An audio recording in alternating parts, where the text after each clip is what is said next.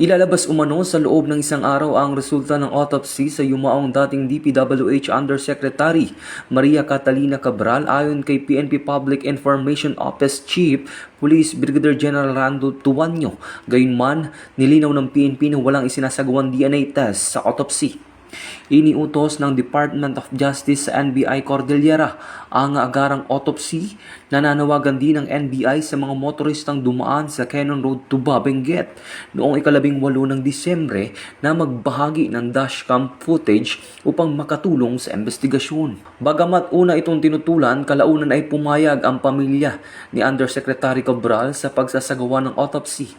Samantala, inalis sa pwesto ang hepe ng Tubao Municipal Police Station dahil sa kakulangan sa paghawak ng ebidensya, habang nananatili sa pwesto si Benguet Police Provincial Director Police Colonel Lambert Suerte matapos itong makipag-usap upang pumayag ang pamilya ni Undersecretary Cabral sa autopsy.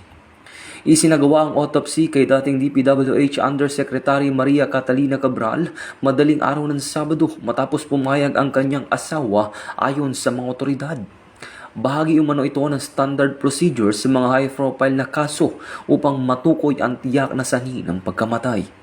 Natagpuan si Undersecretary Cabral na walang malay sa Bued River sa Tuba Benguet noong Huwebes ng gabi. Samantala, hindi pa nakukumpiska ng mga investigador ang kanyang mga cellphone na itinuturing na mahalaga sa patuloy na investigasyon kabilang ang mga flood control projects.